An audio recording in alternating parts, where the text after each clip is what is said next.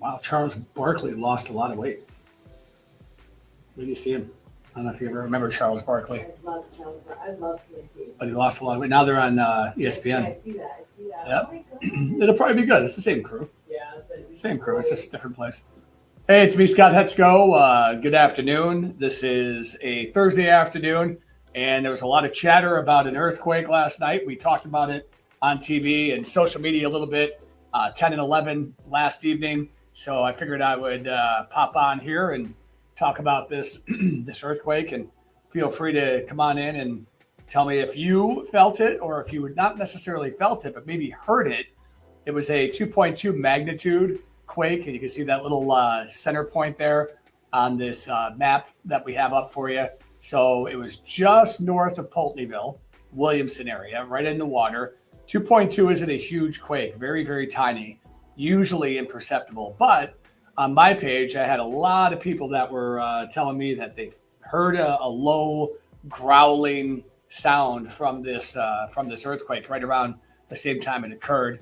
I don't know the duration of it, but I know it was about 7 kilometers deep.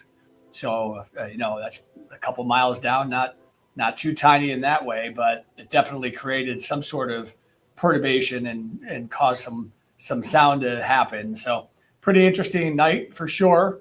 And we have a couple of fault lines in this area. A lot of people, associate maybe California where they're fracking a lot more for earthquakes to be an issue, but we can get them here, and we've had some that were much more intense. We've had over 5 on the Richter scale here as well.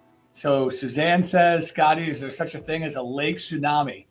Probably not close to the scope of a real tsunami, but I mean, I'm sure you'd get a seiche or you'd get some sort of perturbation in the water. I don't think it would have the same impact, obviously, as what an ocean event would have. Remember, the water is so much deeper in an ocean, so it starts out really small, and then as it propagates, it'll as it hits the shoreline, because underneath, imagine the way the land works underneath the ocean, it starts to grade toward where you are, toward sea level underneath the ocean. So that's why the wave really can gather some steam. With a Lake Ontario, you're not going to get a same impact that you would in the scenario you talk about. So lake tsunamis, not really a major issue, but the sound of it's pretty cool. And I did a little research on the sound that earthquakes can make, and a lot of it has to do with a certain frequency. It's a very low frequency and not always perceptible, but evidently several of you might have heard a little bit of a rumble similar to like a thunder sound from this seismic wave that became sound. It says it here, as we can read it together, that the one wave they make, or the sound they make, is like a T wave. So that's what you hear. Shallow earthquakes, which are common in the Great Lakes, more likely to create noticeable sound and shaking because they're not as deep.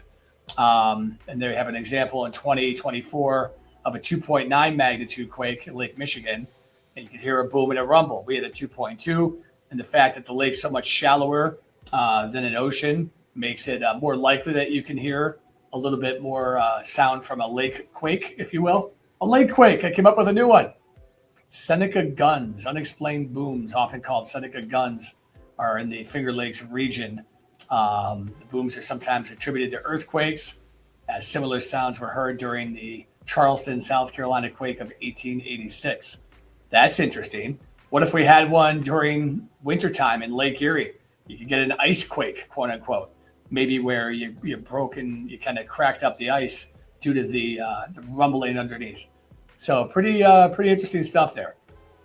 So let's see. Compressional P waves travel faster than shear waves. They cause shaking. A person close to the epicenter may hear the sound moments before feeling the ground shake. But again, at 2.2, not really going to give you too much in the way of feeling, under your feet. It probably wasn't. Most of you probably didn't feel it. If that were like a 4.2 mag, 5.2, that would be a much more significant event for sure. So that's a little update on that little earthquake that occurred last night. Of course, they're unpredictable, but it's just a reminder of what can happen really anytime, anywhere in the United States. There's fault lines all over America, really all over the world. It's a complicated geology underneath us. So it's definitely not the San Andreas fault, but the St. Lawrence River Valley fault looks to have created a little bit of fun last evening. We'll look ahead tonight to the forecast, and we'll talk much more and hope to see you here soon.